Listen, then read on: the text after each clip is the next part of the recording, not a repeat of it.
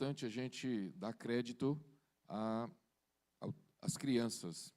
O trabalho das crianças é muito importante. Você sabia que algumas pessoas escolheram a igreja por causa das crianças, da atenção que a igreja dá às crianças, classe para as crianças, escola para as crianças. Então isso é muito importante, porque essas famílias demonstram que têm interesse espiritual na vida de seus filhos. Isso é importante. Então, às vezes você tem uma criança, minha criança é trabalhosa, é assim, assado.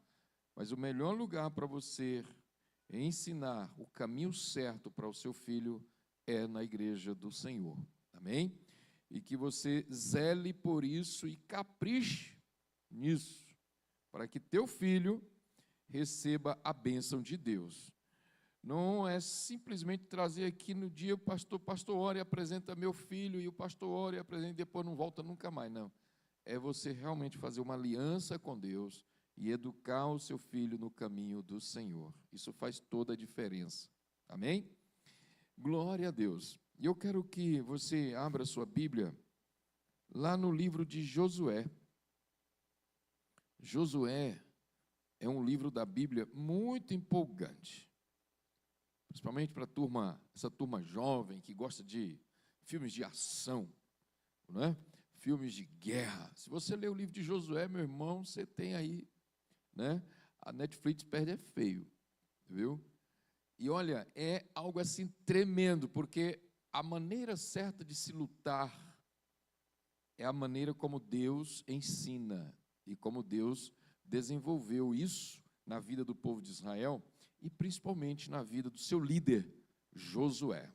Então, o livro de Josué é um livro histórico, mas também é um livro espiritual.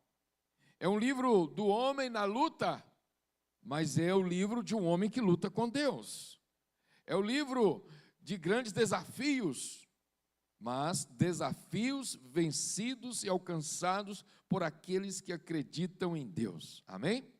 Então, o nosso texto aqui é o finalzinho, lá no 24, lá no Josué 24, tá? Lembrando aqui para nós a temática desse mês, mais uma vez aqui, trazer você para esse ponto importante, firmando o propósito com Deus, amém? Vamos falar juntos? Firmando o propósito com Deus, aleluia. O ano acabou, praticamente já estamos na reta final. E quais os propósitos que não deram certo? Quais as demandas que você não conseguiu resolver? E são tantas as situações que, ora vem e nos acomete muitas coisas, mas a palavra do Senhor nos deixa bem claro que não desista, porque Deus está por cima de tudo.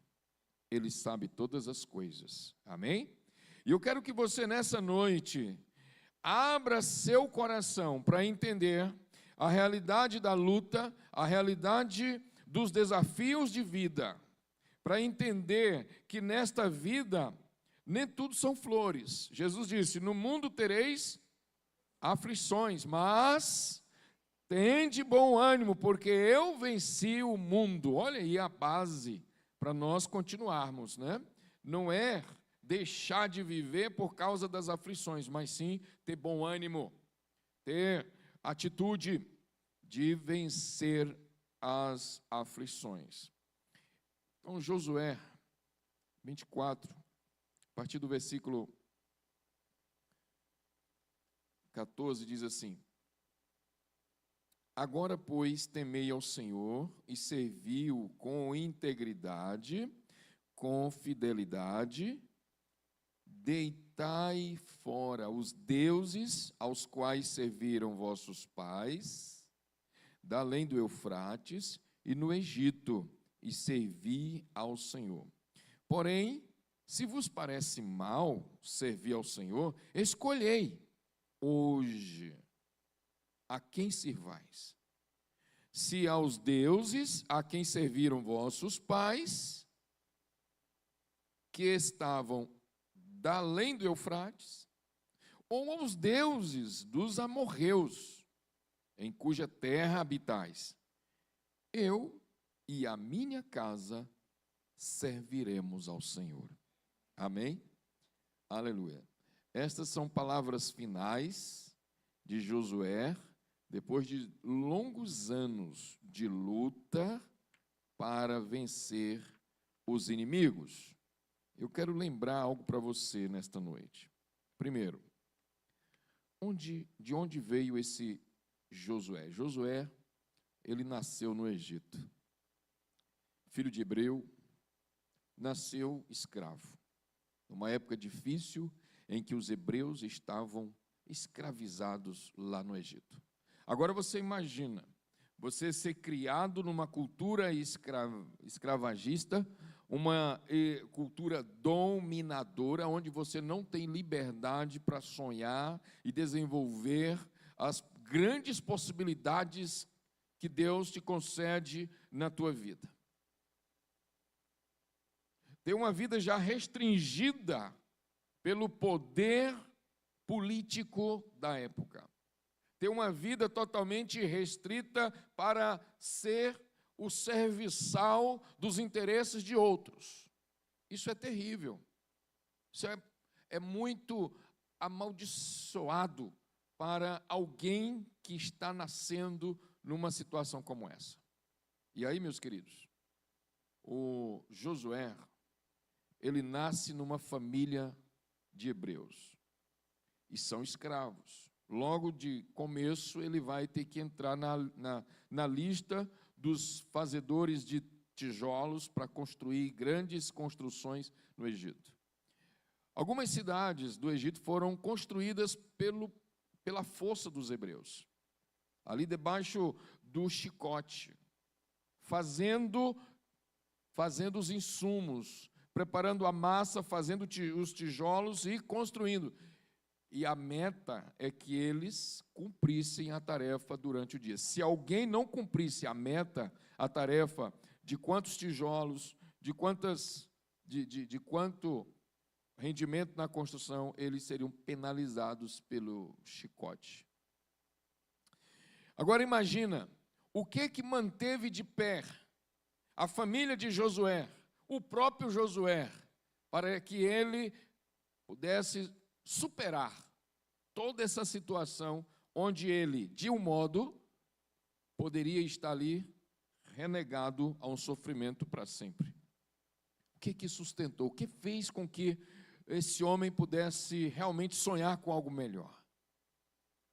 Vem exatamente lá de casa, lá do pai e da mãe, do conhecimento que eles tinham de Deus, das promessas que Deus já tinha dado aos seus ancestrais, Abraão, Isaque e Jacó.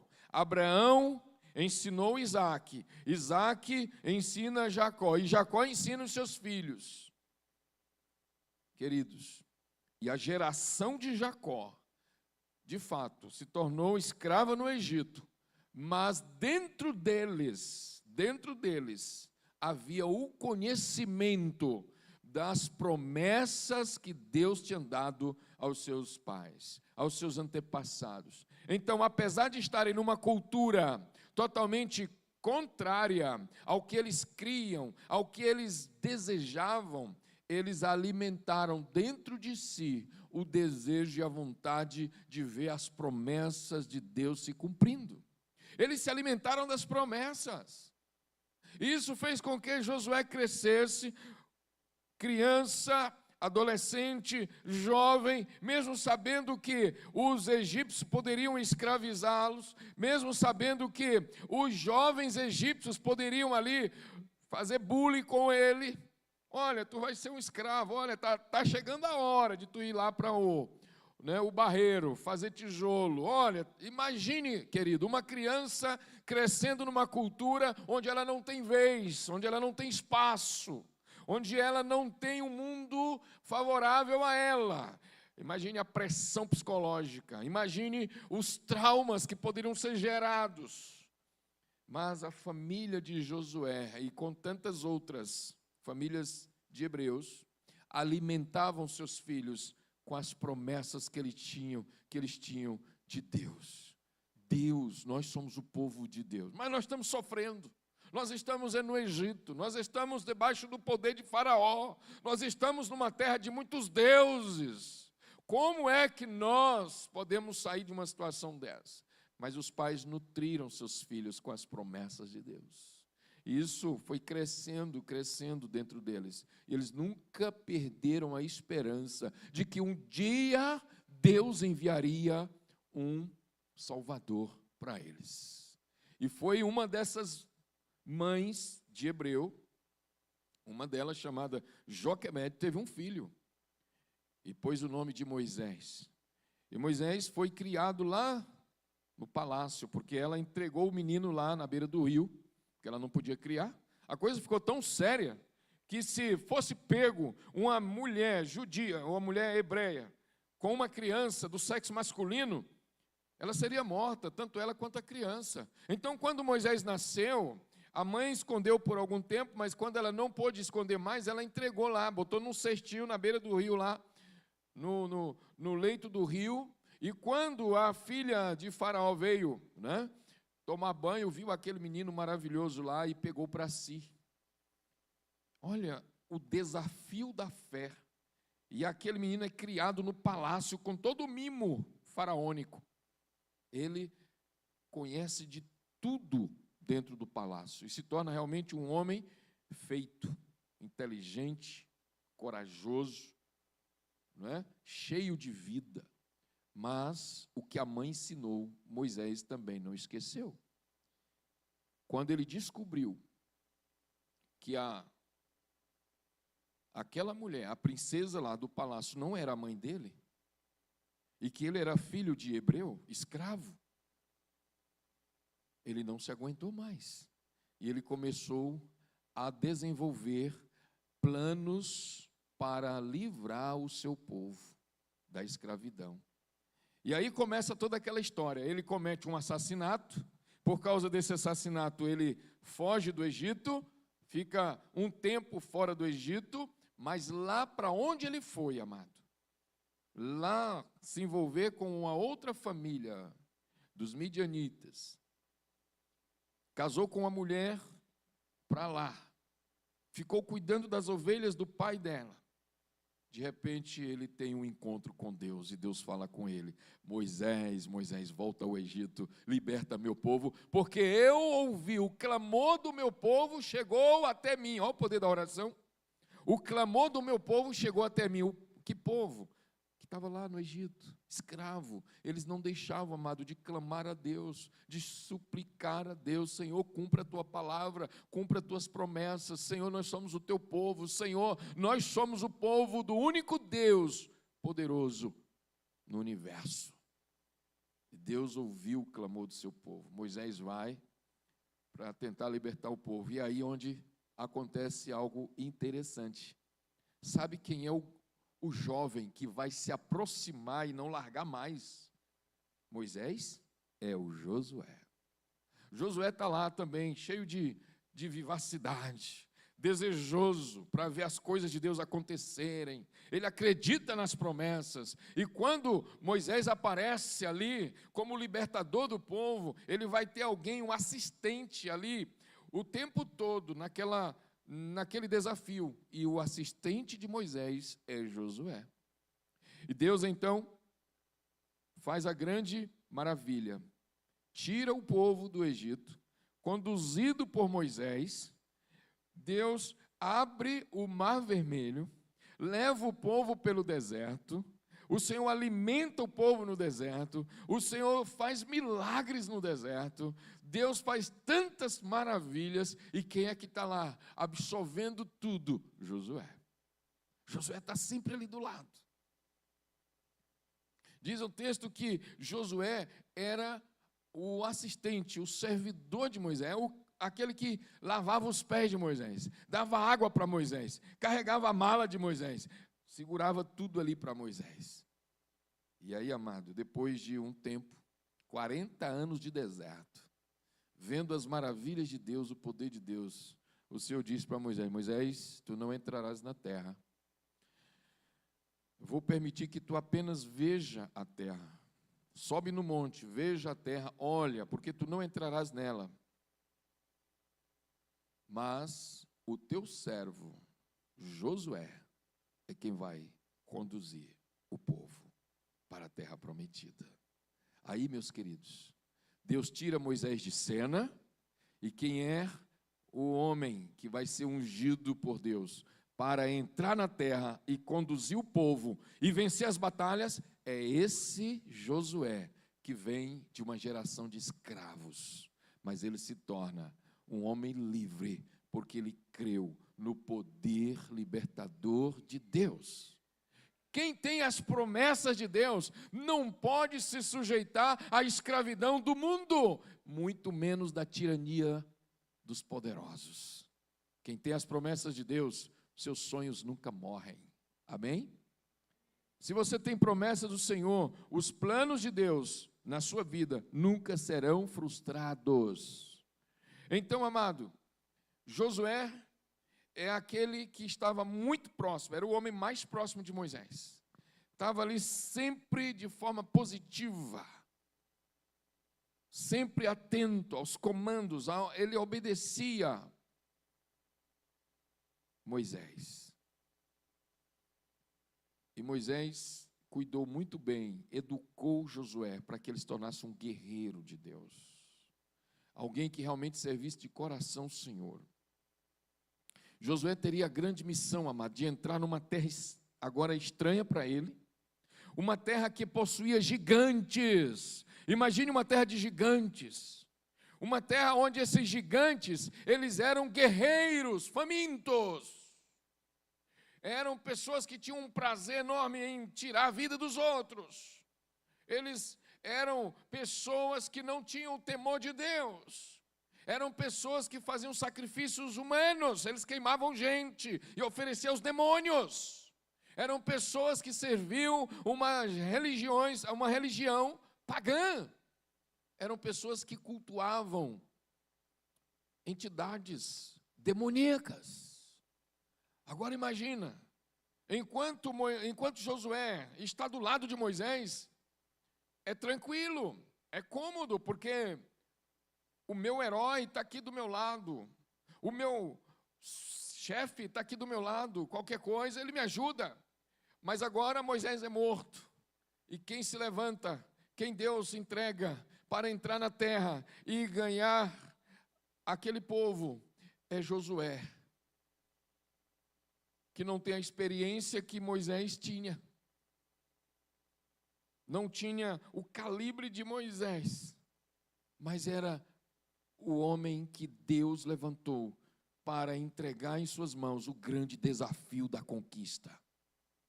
E aí, meus queridos, Moisés entra nessa guerra, e ele prepara um exército com o povo de Israel. E a primeira grande façanha de Deus na vida de Josué foi Josué ver o Jordão se abrindo como Deus abriu o Mar Vermelho. Moisés abriu o Mar Vermelho, mas Josué abriu o Jordão. O Jordão estava cheio pelas ribanceiras. E quando Josué chega perto, ali com os sacerdotes, carregando a arca da aliança, quando eles tocam na água os pés, o rio se abre. Aleluia! Porque aqueles sacerdotes, com aquela arca, representavam ali a presença de Deus e a autenticidade de Deus para aquela realização. Foi tremendo ver Deus abrindo o caminho no meio das águas. Queridos, não há desafios que Deus não possa vencê-los. Não há desafios que sejam maiores do que o nosso Deus. Então não temas quando tiveres que passar pela prova, porque Ele tem o poder de abrir caminho onde não há caminho, de abrir portas onde não há portas, onde você está sem saída, Ele abre a saída para que você tenha a vitória de Deus. Aleluia. E Josué, então, ele, em toda a sua trajetória com o Senhor, ele só perdeu uma batalha. Sabia disso? Ele ganhou a batalha de Jericó, mas logo em seguida ele perdeu a batalha de Ai, pelo menos no primeiro tempo. E aí Josué ficou intrigado com aquilo, mas não é possível. Senhor, tu estás conosco. Senhor, nós confiamos em ti. Senhor, nós entendemos o teu plano, o teu projeto, mas por que, Senhor, nós perdemos a batalha de Ai? E ele estava lá prostrado, com a boca no pó. E o Senhor disse, por que estás prostrado? Há pecado no meio do povo. Há pecado no meio do povo. E aí o Senhor disse, olha, começa a chamar. Chama as tribos, chama as famílias, chama todo mundo. E a sorte caiu na tribo de Judá, na família de Acã. E Acã se aproximou. E teve que passar ali por um juramento de confissão. E Acã realmente havia cometido um erro gravíssimo. Na batalha de Jericó, ele cometeu o pecado porque pegou das coisas contaminadas. Ele desejou uma capa babilônica, um prata e ouro. Tudo isso era para ter ficado lá. Eram condenados pelo Senhor. E ele então confessa. E amado, por consequência do pecado dele, toda a família foi penalizada. Eles morreram em decorrência do pecado. Foram apedrejados e destruídos. Por quê? Porque no Velho Testamento ainda não estava oficializada, como no Novo, a graça. Era a lei. Então você não podia errar num ponto onde você sabia que era errado. Por causa daquilo, Israel perdeu a guerra, perdeu a batalha. Mas quando o pecado foi tirado, o que aconteceu? O povo começou a ganhar. Primeira batalha, venceram Ai.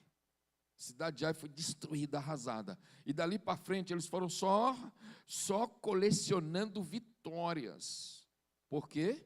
Eles se alinharam com Deus no propósito, na promessa e na santificação. Se alinhar com Deus no propósito, na promessa e na santificação é o segredo para você vencer os desafios da sua vida. Mas quando a gente não acredita muito no propósito e nem confia na promessa, muito menos se santifica, as coisas vão por água abaixo. Elas não se sustentam, elas não têm uma sustentabilidade.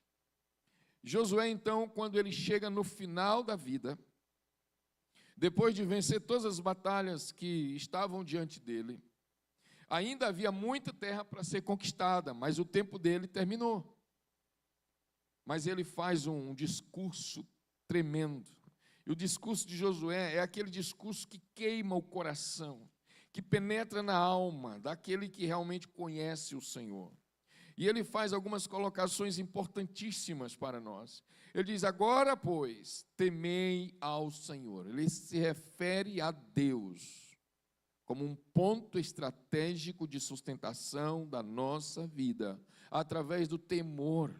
Estamos vivendo uma época, queridos, tempos difíceis, constantemente bombardeados por ideias filosóficas que nos desviam do verdadeiro sentido de viver, sentido da vida. Estamos com uma sociedade, onde se prega a superficialidade das coisas. Felicidade está no sucesso, no prazer imediato, ou na libertinagem sem limite. É isso que a sociedade de hoje prega para o jovem, para o adolescente, para todos nós, tá? O que importa é o prazer, o que importa é você ser livre, não ter limites. Mas o Senhor nos chama, queridos, para algo muito mais profundo. uma vida com propósito eterno. Hoje é imperativo refletirmos sobre a palavra destino. Qual é o teu destino? Você acha que a vida é só aqui? É comer, beber, se divertir? É somente nesse círculo vicioso que se estende todos os nossos anos? Ou não tem mais nada para vencer ou para fazer? Talvez a grande batalha do momento seja vencer o pecado da vaidade, o pecado do prazer mundano, o pecado da libertinagem. Porque muitos se envolvem tanto no prazer que esquece das consequências que o pecado nos traz. O pecado leva-nos a uma condenação eterna no inferno. Mas em Cristo, somente em Cristo, é que nós vamos descobrir que há libertação, salvação e graça para nos livrar da condenação do pecado. Portanto, meus queridos, Josué, quando ele chama o povo, ele diz: temei agora ao Senhor. Vocês viram aí essas nações que foram destruídas, a maneira como elas viviam, em quem elas acreditavam, e o Senhor entregou em nossas mãos, e elas foram destruídas, foram inteiramente devastadas. Então ele diz: temei ao Senhor, servi-o com integridade. O que é integridade? Integridade vem da palavra inteiro, né? Completo, completamente, totalmente. Se renda totalmente, entregue seu coração totalmente, entregue sua alma totalmente, renda-se totalmente ao Senhor. Não sirva por metade, sirva-o com totalidade. Qual é a totalidade do teu serviço a Deus? Eu vou à igreja, mas de vez em quando, né, eu dou uma saidinha ali, tomo uma cervejinha ali, né, só para esquentar um pouquinho, né, uma caipirinha, e por aí vai, né? Você vai se esquivando, fazendo curvas na trajetória, e o Senhor nos propõe uma linha reta, olhando para Jesus, autor e consumador da nossa fé, né? Você é fiel no dízimo? Não, de vez em quando eu dou uma oferta aqui ou ali e tal, mas eu não tenho aquele costume, sabe? Isso aí ainda não entrou no meu coração, assim, para ter uma plena responsabilidade com isso. E aí essa palavra que diz: onde está a sua integridade em servir a Deus? Você acha que Deus não sabe do seu coração? Não sabe da sua vida? O que você faz por trás? O que você faz às escondidas? O que você faz quando os seus amigos não estão vendo? O que você faz quando você não está na igreja? Como está a sua integridade? E a outra palavra que ele coloca no seu discurso é: e com fidelidade. Ou seja, quem é íntegro, ele também terá que ser fiel. Porque se você não for fiel, você quebra a integridade. Se você é íntegro, então você é fiel para autenticar a sua integridade. Percebe? Porque se você não é fiel, eu sou fiel, mas não sou íntegro, então nem uma coisa nem outra. Deitai fora, aqui ele chama a atenção para uma purificação familiar. Olha só o que ele diz: deitai fora os deuses. Ou seja, esses deuses aqui, amados, são imagens de escultura, são estátuas, estatuetas. Diz: joguem fora os deuses aos quais serviram vossos pais. Seus pais serviram, né, lá no Eufrates e às vezes lá no Egito, serviram e servir. Tirem fora isso e sirvam ao Senhor. Ele está chamando o povo para uma consagração de inteiro teor, de convicção, de coração, para servir o Senhor. Limpa tudo, limpa a casa. Não tem aquela música que diz: entra na minha casa, né? Entra na minha casa, Senhor. Entra na minha casa, né? E ali diz: remove as estruturas, Quais são as estruturas da tua vida que precisam ser quebradas, removidas, para que Deus tenha realmente ali a presença total? Quais são os recônditos da tua casa que ainda precisam ser limpados? E aí vamos voltar aqui para a vida pessoal.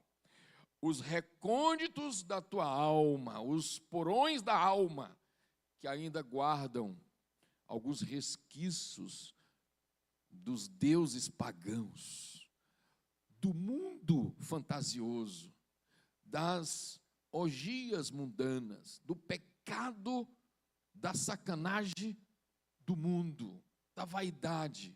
Quais são as coisas que ainda estão lá aprisionadas, que você não conseguiu largar? Você ainda bebe, você ainda se prostitui, você ainda faz coisas que não gostaria que alguém visse, que Deus soubesse, que Deus te chamasse atenção, não é verdade? Então, é isso que Deus está falando com você nesta noite. Limpe a sua casa interior. Tire tudo aquilo que está profanando o nome de Deus, tudo aquilo que está ainda tomando o seu coração. Quantos jovens estão poluindo o seu próprio corpo com práticas erradas, com consumos exagerados de álcool, consumos exagerados de drogas, né? Todo consumo de droga é exagerado, não se deve consumir drogas. E quantos não conseguem largar a droga? Sabe?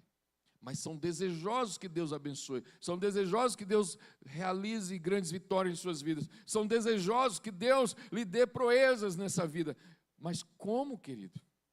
Josué perdeu uma batalha porque um homem estava totalmente arruinado ali. Ele se envolveu no pecado da avareza, no pecado da vaidade, no pecado da cobiça. Tudo isso estava nele e ninguém viu. Josué não viu, os soldados não viram, ninguém viu, mas Deus viu. E quando Josué começou a orar, o Senhor disse: pode parar, tem pecado no meio do povo, meu filho.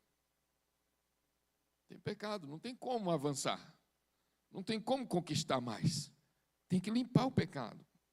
E aí, amado, Josué continua falando no seu discurso, versículo 15, ele diz: porém, se vos parece mal, aqui ele ainda deixa uma: olha, se vocês estão achando que eu estou falando pesado demais, que eu estou sendo duro, que eu estou sendo mal com vocês, bom, escolhei hoje a quem servir. Eu já decidi. Eu e a minha casa serviremos ao Senhor. Amém? Essa é a maior declaração da vida de Josué. Eu e a minha casa. E quando ele fala a minha casa, ele está falando como um líder.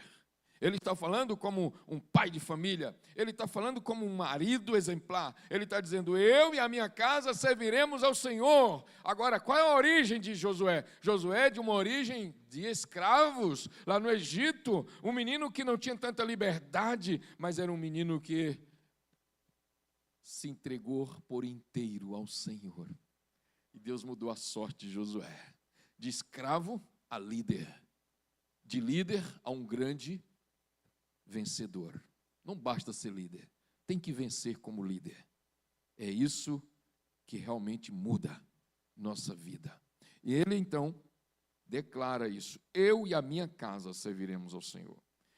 Foram grandes os desafios, né? Você chega dezembro, você começa, mas teve aquela luta, teve aquela dificuldade, fulano morreu, né? Fulano foi para a UTI, fulano passou por isso e tal. Meu Deus, será que vale a pena realmente servir a Deus? Com tanta tribulação, com tanta coisa, né? Família se destruindo, coisas acontecendo, será que vale a pena? Josué diz que vale. Josué diz que vale a pena servir ao Senhor, irmãos. Josué não foi um homem de vida fácil. Josué foi um homem de vida difícil, passou por muitas tribulações. Mas ele continuou afirmando: eu. Ele falou por ele: eu. Isso é forte. Porque a maioria das pessoas, elas pouco usam o pronome eu para se afirmar diante de Deus.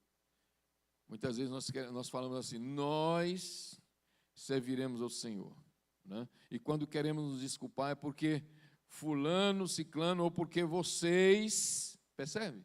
E a gente vai se excluindo do contexto, mas quando ele diz eu, ele está se impondo ali com autodisciplina de servir ao Senhor.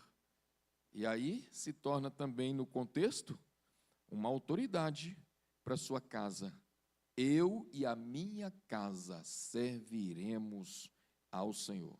Ele está dizendo o seguinte, olha, vocês podem escolher o que vocês quiserem, mas eu já decidi, eu e a minha casa serviremos ao Senhor. Então isso é uma tomada de decisão. E nós, amados, não podemos ficar em cima do muro, nós precisamos decidir, você precisa decidir, você precisa olhar para as coisas que estão acontecendo e reconhecer que sem Deus não dá, sem um posicionamento espiritual não dá, você vai continuar apanhando, vai continuar sofrendo, se arrastando, e a coisa vai se alastrando, daí a pouco você perde tudo, perde as forças, perde a vida e está sem solução. Portanto, é uma decisão urgente. O que o discurso de Josué nos leva, ele nos leva para uma decisão urgente. O versículo 16 diz assim, então respondeu o povo. O que o povo disse a esse discurso? Ele disse assim, longe de nós o abandonarmos o Senhor para servirmos a outros deuses, porque o Senhor é o nosso Deus, Ele é quem nos fez subir, a nós e a nossos pais, da terra do Egito, da casa da servidão, quem fez estes grandes sinais aos nossos olhos e nos guardou por todo o caminho em que andamos e entre todos os povos, pelo meio dos quais passamos. Que declaração de fé, que declaração de entrega, que decisão tomada. E eles dizem mais, o Senhor expulsou de diante de nós todas essas gentes, até o amorreu, morador da terra, portanto, nós também serviremos ao Senhor, pois Ele é o nosso Deus. Aleluia. Que decisão. É urgente a decisão, queridos. Vamos olhar para a realidade de hoje. Nós somos a geração desse tempo, onde os gigantes estão se levantando, onde a vida não está fácil e as coisas cada vez mais se modificando contra os princípios de Deus. Então, você precisa se posicionar.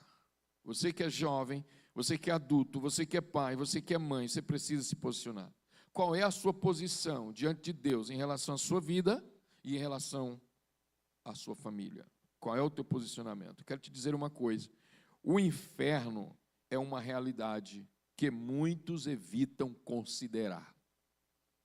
O inferno é uma realidade que muitos evitam considerar. As pessoas falam muito no diabo, xingam as pessoas até de diabo, não é? E falam na maior naturalidade, não é? Tem gente que diz assim, para não dizer diabo, diz assim, seu diacho, não é? Seu diacho também é uma abreviatura de diabo. Mas você não vê as pessoas falando do inferno.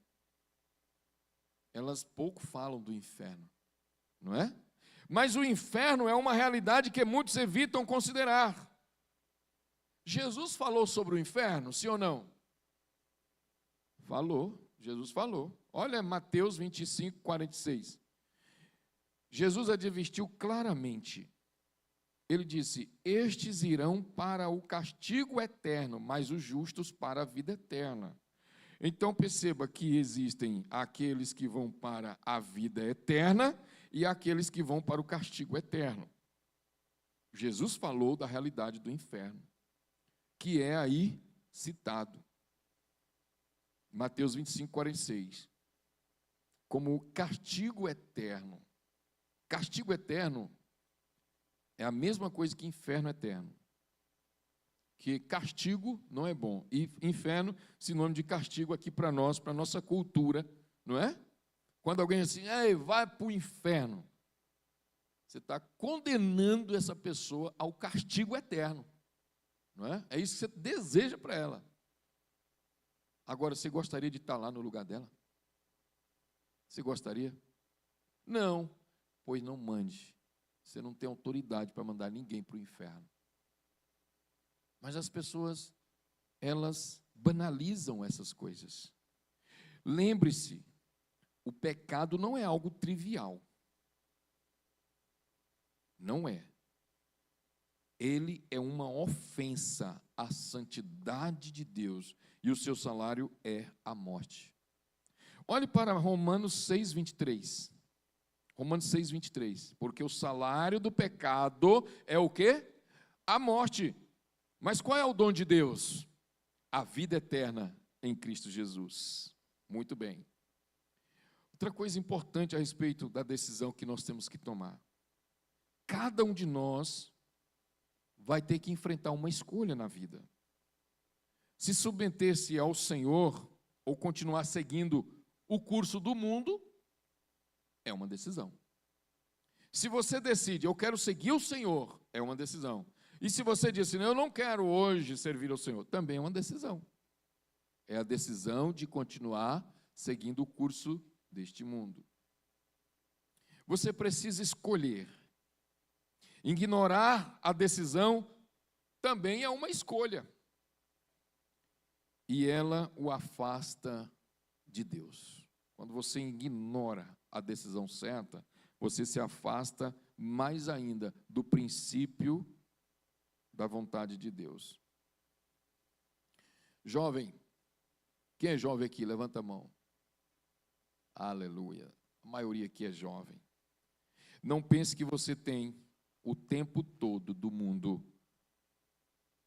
Não pense que você tem a vida toda do mundo. Não pense que a sua velhice não existirá. Não pense que você é dono do mundo. Você sabe que a mentalidade jovem é diferente da mentalidade adulta. O jovem acha que ele pode tudo e que ele vai dar conta de tudo, e não é bem assim. Então, jovem, escute o que diz a palavra. Não pense que você tem todo o tempo. Aproveite o tempo que você está tendo hoje. Porque a maneira como você lida com o tempo também lidará com você. Eclesiastes diz o quê? Né? Lembra-te do teu Criador nos dias da tua mocidade, antes que venham os maus dias, nos quais dirás, eu não tenho prazer nessa vida. Aí o cara já está mal, está totalmente mal, perdidão. Eu não tenho mais prazer nessa vida. Ele começa a viver uma vida ilusória, fantasiosa. Certa vez um pastor recebeu um comunicado de uma jovem, disse para ele, eu não quero mais viver nessa vida. Mas como assim? O que está acontecendo? Não, pastor, porque agora a minha vida é no metaverso.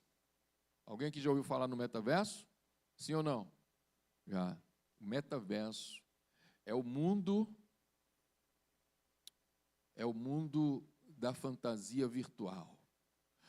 Onde você cria o seu protótipo e se relaciona com pessoas.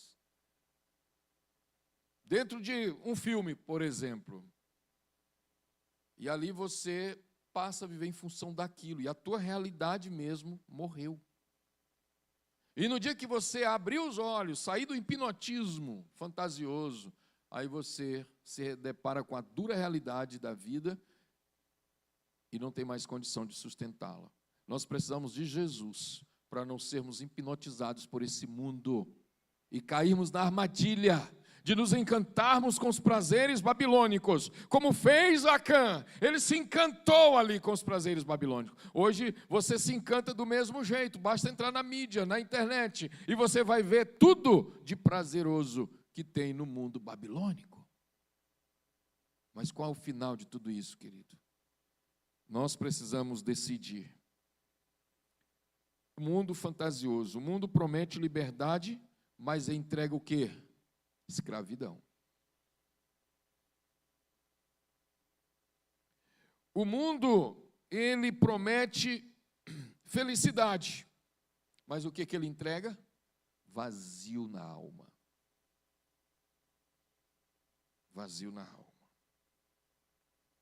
O apóstolo Paulo nos alerta em Colossenses 2,8.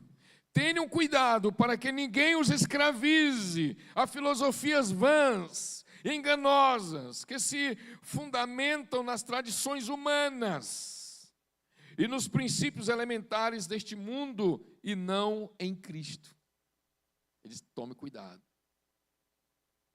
É comum ouvir alguém falar assim, você é dono do seu destino, ou a verdade é relativa, mas isso tudo é ilusão, querido. A verdade é relativa. Pode ter, sim, verdades relativas, mas a verdade da vida não é relativa. Jesus disse, eu sou a verdade. Eu sou o caminho, a verdade. Ele não disse, eu sou uma das verdades. Ele disse, eu sou a verdade. Ninguém vem ao Pai a não ser por mim. Então essa verdade aqui, de Deus, ela não é relativa. Não adianta você querer construir deuses, religiões e tudo mais como verdade. Pode ser para você, mas para Deus não é. Porque Deus não aceita o relativismo religioso. Deus aceita o que Ele já estabeleceu. Entenda isso.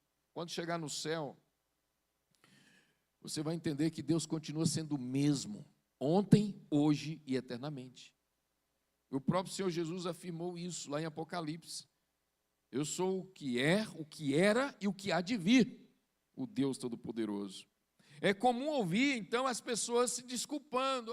Mas todos os caminhos levam a Deus, todas as religiões conduzem o homem para Deus. Se fosse assim, né? Amado, Agostinho, um grande teólogo, ele disse, nosso coração está inquieto até que descanse em ti. Esse em ti é em Deus. Enquanto o homem não encontrar Deus, não encontrar o Senhor, ele não vai ter paz. E o seu coração vai continuar inquieto. Ele pode ter a mulher mais bonita do mundo. Daqui a pouco ele está insatisfeito. Não, eu quero é outra. Ele pode ter muito dinheiro. Daqui a pouco ele está insatisfeito. Não, eu quero mais. Ele pode ter muitos carros. Daqui a pouco ele está insatisfeito. Não, eu quero outro. Eu quero um melhor. Eu quero um mais. Você vê que hoje o mercado, ele está pegando exatamente esse fio. E aí você vê, né? A Apple, dia após dia, todo ano está lançando um novo celular de última geração, porque ele sabe que você é compulsivo, você nunca está satisfeito com o que você tem. Então eles estão apelando nesse ponto para você comprar. Você vai se tornar eternamente consumidor, escravo do Egito. Mas quando Deus entra em nós, Ele quebra as amarras do pecado. Ele quebra o domínio do mal. Ele quebra todas as algemas que nos faz escravo de uma liberdade, entre aspas, pseudo-liberdade, pseudo-prazer, pseudo-vida. Ele vai libertando-nos de tudo, porque Ele sabe melhor do que nós, amado, onde é que nós estamos entrando, em que situação nos encontramos. Nenhuma filosofia humana pode preencher o vazio da nossa alma, que é lugar somente de Deus. Somente Deus pode preencher. Então, a cachaça não vai preencher, querido. O pecado do prazer não vai preencher, querido. O pecado da avareza não vai preencher. Você vai ficar viciado. Você vai ficar viciado em droga, viciado em bebida, viciado em mulher, viciado em qualquer coisa, em jogos, mas nunca vai preencher. Porque se preenchesse, não era vício, era virtude. Entendeu? O vício já é sinônimo de algo que está sempre vazio. E eu preciso de mais. Manda mais, eu quero mais. É insaciável. Você não acordou para isso, não? Que o vício é sinônimo de vazio. Agora, quando você tem Deus, querido, você não precisa de droga nenhuma para ser feliz. Ele preenche a tua alma, Ele preenche o teu destino. Ele sabe aonde é que você se encontra e onde você estará na eternidade. Aleluia. Então imagine, amado, um navio em alto mar, guiado por uma bússola defeituosa. Ele pode navegar por um tempo. mais cedo ou mais tarde, ele vai se perder, ele vai naufragar. Assim é a vida sem Deus. Está sendo guiado por uma bússola defeituosa. Mais cedo ou mais tarde vai se naufragar. Entendeu? Vai ser devorado, destruída pelo erro, pelo engano. Então, entenda a vontade de Deus para a sua vida. Qual é a vontade de Deus para a sua vida? Qual é o propósito de Deus? O propósito de servir a Deus. Servir a Deus não é um peso, mas é um privilégio, sabia disso? Quando nos submetemos ao Senhor, nós estamos ganhando um grande privilégio dele nos aceitar. Encontramos verdadeira liberdade. Jesus disse: se o Filho vos libertar, verdadeiramente sereis livres. João 8,36. Se o Filho vos libertar, verdadeiramente sereis livres. Em Deus temos propósito, paz e esperança. É em Deus. Quem é que controla o mundo espiritual? Deus. Não é? Quem é que controla a vida? É Deus. Quem é que controla a morte? É Deus. Tudo está no controle de Deus. Você sabia disso? Você só vai morrer no dia que Deus determinar que você morra. Entendeu? Então Deus, Ele é todo-poderoso. Ele quer que você esteja nele. Pense numa plantinha, olha isso, uma plantinha. A planta nasce, ela cresce, ela precisa da luz do sol. Ela precisa da luz do sol, amado. Se você tirar ela do sol, ela vai morrer. Ela precisa da luz do sol. Assim também, nós não podemos nos afastar da luz de Deus, porque aí haverá morte. Você foi criado para crescer na presença de Deus, e longe dele você apenas definha, você morre. Então, como firmar esse propósito com Deus? Decida como Josué: eu e a minha casa serviremos ao Senhor. Reafirme isso como verdade para você. Eu e a minha casa serviremos ao Senhor. Aqui na terra você vai prestar conta para o seu patrão, você vai prestar conta para a sua mulher, para o seu marido, você vai prestar conta aí para Eletrobras, para Equatorial, você vai prestar conta aí para o banco, para todos os órgãos dessa vida, desse mundo. Mas quando você morrer, você vai prestar conta para Deus. Você vai prestar conta para Deus. O que você fez da sua vida? Ah, pastor, oh Senhor, porque eu era fraco, eu não consegui me libertar. Eu disse: mas eu não te dei a solução? Meu filho foi lá na terra, morreu na cruz, entregou sangue para te limpar, para te libertar, e você simplesmente ignorou? Então, meu querido, firme o propósito com Deus. Mas como é que isso pode acontecer hoje, pastor? Primeiro, Atos 3,19. Arrependa-se, reconheça os seus pecados e volte para Deus. O que diz Atos 3,19? Arrependei-vos, pois, e convertei-vos, para que sejam apagados os vossos pecados, e venha o tempo de refrigério pela presença de Deus. Olha que coisa linda, que coisa maravilhosa. O Senhor mesmo nos ordena a nos arrependermos. Segunda coisa importante, querido: confesse Jesus como seu Salvador. Romanos 10,9, que diz assim: se com a tua boca confessares a Jesus como Senhor, e em teu coração, você tem coração? Então, se você tem coração, e em teu coração creres que Deus o ressuscitou dentre os mortos, que Ele está vivo, que Ele é Deus, que Ele é Senhor, serás salvo. Amém? Serás salvo por esse Deus, por esse Jesus. E tem uma outra coisa importante, para você se manter nessa graça: leia a Bíblia. Lâmpada para os meus pés é a tua palavra, e luz para os meus caminhos. Como purificará o jovem o seu caminho? Observando-o segundo a tua palavra, diz lá também, nesse mesmo salmo. E aí, seja uma ovelha de Jesus. O que Jesus fala para as suas ovelhas? João 10, 27 a 28. 27 e 28. O que Jesus disse? Eu conheço as minhas ovelhas, e elas me conhecem. Dou-lhes a vida eterna, e elas me seguem. Jamais perecerão, e ninguém as arrebatará das minhas mãos. Amém? Olha o que o Senhor Jesus fala para as suas ovelhas. Então, quando você é ovelha do Senhor, você está nos braços do Senhor e o Senhor vai cuidar de você. A vida eterna é Ele que dá, não é você que ganha. Não é que você faz por merecer, Ele te dá de presente. Você é ovelha dEle. Concluindo então, vamos voltar lá no Josué, que se tornou aquela ovelha maravilhosa do Senhor. Ele fez uma escolha, amado. Escolha decisiva na vida. Ele escolheu o Senhor. Você que está aqui nessa noite, faça a sua escolha. E lembre-se, o inferno é real, mas o céu também é. A graça de Deus está disponível. Que a sua decisão seja clara e definida. Quanto a mim e a minha casa, serviremos ao Senhor. Aleluia. Amém? Qual é o nosso dever? Qual é o caminho a seguir? É servir o Senhor.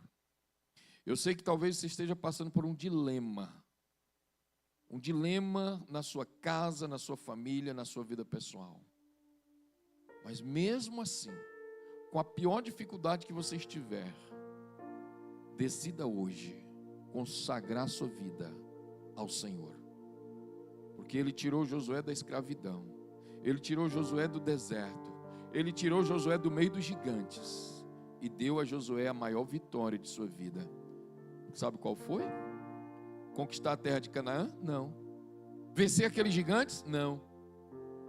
Qual foi a maior vitória de Josué? Conquistar a sua casa para o Senhor. Conquistar a sua família para o Senhor. Porque Ele firmou um propósito. Eu e a minha casa serviremos ao Senhor. Querido, você que está aqui nessa noite, não adianta fugir, não adianta se esconder. A única solução plausível para nós hoje é seguir o Senhor, é nos rendermos a Ele, é nos entregarmos a Ele. O inferno está boquiaberto para tragar nossa vida, nossos filhos, nossa geração, mas a cruz continua lá, reverenciando o projeto de Deus para salvar você, para tirar você da escravidão do Egito, para tirar você do deserto, para tirar você do meio dos gigantes e dar a você a maior vitória de sucesso que um homem pode ter, que é a sua liberdade com Deus. Fecha teus olhos, eu quero orar por você. Pai querido, Deus eterno, quantas pessoas aqui nesta noite, Senhor, ainda não experimentaram uma consciência plena de arrependimento e fé no Senhor. Teu Espírito Santo, Deus, nesta noite, mova os corações aqui, Senhor, e traga vida, transformação, Senhor, para que haja um futuro na vida de tantos jovens, para que haja um futuro, Senhor, na vida de familiares aqui, de pessoas aqui que precisam, ó Pai, tomar essa decisão de servir o Senhor com integridade, com fé, com fidelidade. Opera grandemente, Jesus, quebra as barreiras, quebra todas as amarras do inferno que o diabo tem lançado pela forma cultural, pela forma ideológica. Quantas coisas o diabo tem injetado na vida de tantas pessoas, Senhor, que se tornam prisioneiras religiosas, prisioneiras do pecado, prisioneiras do capitalismo e precisam realmente hoje quebrar as amarras do pecado e se render ao Senhor. Faz a tua obra, Senhor, em nome de Jesus. Aleluia. Alguém aqui nesta noite que deseja do fundo do coração tomar essa decisão de servir ao Senhor, levante a sua mão onde você estiver e nós queremos que você receba Jesus. Qual é a primeira pessoa nessa noite que quer se render a Jesus, se consagrar a Jesus, entregar sua vida a Jesus? Você que recebe Jesus na sua vida, fica de pé. Eu quero te receber aqui em nome de Jesus. Tem alguém? Vem para Jesus. Vem para Jesus. Fazer como Josué. Eu e a minha casa serviremos ao Senhor. Tem alguém? Tem alguém? Nós queremos orar por você. Fica de pé, igreja. Vamos orar. Alguém? Alguém hoje que tomou essa decisão de propósito? Eu quero me render ao Senhor. Alguém que se sentiu tocado pelo Espírito Santo para se render ao Senhor? Alguém lá em cima? Se você é uma pessoa que quer Jesus, quer sair do pecado, do mundo da ideologia pecaminosa e render sua vida a Jesus, você também tem a oportunidade. Venha para Jesus. Você que nos assiste também, você que está nos ouvindo pela internet, se você sente no coração que é um prisioneiro do pecado, que é escravo do pecado e quer entregar a sua vida a Jesus, você pode fazer isso na sua casa mesmo, onde você estiver, em comunhão com Deus. Se renda ao Senhor. Eu desafio aqui você que está presencial aqui conosco a dar um passo à frente. Eu quero mais de Deus, eu quero mais de Jesus. Tem alguém nessa noite? Pode vir, nós queremos orar por você. Pode vir. Há alguém que quer se consagrar ao Senhor, além da irmã Francisca aqui, que todo dia se consagra ao Senhor? Você quer? Tem mais alguém? Vem para Jesus agora. Deixa Jesus entrar, querido, no mais profundo da tua alma, do teu coração. Quebrar todas as barreiras, quebrar todos os enigmas espirituais que envolvem você numa situação desastrosa de perdas e danos. Quem nessa noite está se rendendo a Jesus? Quem nessa noite se entrega totalmente? Tem alguém mais? Uma pessoa? Alguém nessa noite que o Espírito Santo está incomodando aí? O Espírito Santo está falando aí? O Espírito Santo está motivando aí, lá no fundo? O diabo está dizendo: não, não vá nessa não, não caia nessa não. Mas o Espírito Santo está dizendo: olha, você precisa se arrepender do seu pecado.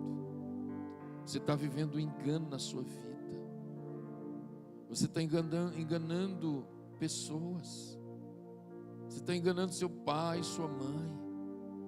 Você está enganando pessoas. Você precisa hoje de um encontro real com Jesus. Alguém que nessa noite quer afirmar sua fé. Você que reconhece que é pecador e sabe que se morrer no pecado está perdido, mas hoje você quer que Jesus passe o sangue, Senhor, na minha alma. Passe o sangue, Senhor, sobre os meus erros, sobre os meus pecados. Hoje eu me rendo a Ti, Senhor. Alguém reconhece essa necessidade e quer fazer essa entrega? Pode vir agora, pode vir. Eu quero orar por você. Alguém? Vem agora, em nome de Jesus. Em nome de Jesus, tenha força. O inimigo está apertando aí, mas você sabe no fundo que é com você que Deus está falando. Você sabe no fundo que é com você que o Espírito quer operar. Então deixa Deus agir. Deixa Deus te tocar. Qual o sentimento que passa agora lá no íntimo do seu interior? É um sentimento de paz? Ou é um sentimento de inquietação? Se você está inquieto consigo mesmo, dê um passo à frente. Venha, Jesus está te chamando. Pode vir. Alguém? Nós vamos orar. Se não há, nós vamos encerrar o culto, tá? Talvez você ficou assim: bem que eu queria, mas eu tenho vergonha de ir lá na frente. Querido, não tenha vergonha de Jesus. Tenha vergonha do diabo, mas de Jesus não. Não tenha vergonha de Jesus, tá? Ele enfrentou a cruz por você. Ele enfrentou a cruz por você, amado. Olha, Ele enfrentou a vergonha da cruz. Pode vir agora você. Venha, Ele te recebe de braços abertos. Eu já encontrei várias pessoas: pastor, eu queria tanto me decidir, mas olha, eu não tenho coragem de ir lá na frente. Não tenho coragem. Querido, a coragem é o Espírito Santo. Venha na força do Espírito. Alguém pode fazer, pode te ajudar, pode estar do teu lado, te dar essa força, mas você precisa entender que ela é importante. Jesus disse: aquele que me confessar diante dos homens, eu o confessarei diante do meu Pai. Mas aquele que me negar diante dos homens, eu o negarei diante do meu Pai. Então venha para Jesus. Vamos orar. Santo Deus, eterno Pai, rendemos-te graças nesta noite, Senhor, porque o Senhor nos deu propósitos para vivermos. O Senhor estabeleceu, ó Pai, um comando dentro de nós, como igreja do Senhor, como povo de Deus, como servo de Deus. É o Senhor que nos adverte, é o Senhor que nos ensina, é o Senhor que nos deu a promessa, é o Senhor que nos deu o propósito, é o Senhor que nos libertou. Rendemos-te graças, Senhor, porque o princípio da escravidão não prevaleceu sobre nós. Rendemos-te graças, Senhor, porque o teu nome é honrado por aqueles que creem. Rendemos-te graças, Senhor, porque a tua palavra, ela não volta vazia, mas ela cumprirá o teu plano e o teu propósito. Rendemos-te graças, Senhor, porque famílias aqui foram edificadas. Rendemos-te graças, Senhor, porque corações aqui foram limpados pelo sangue de Jesus, consagrados para um viver eterno com Deus. Pai querido, e aqueles que ouviram e que ainda não tiveram a coragem de decidir, que esta palavra continue falando poderosamente aos seus corações, em nome de Jesus. Amém e amém. Glória a Deus. Para você não esquecer os avisos, né? Os irmãos poderão colocar aí novamente. Dê um abraço pelo menos em 5 pessoas e estamos assim encerrando o culto desta noite.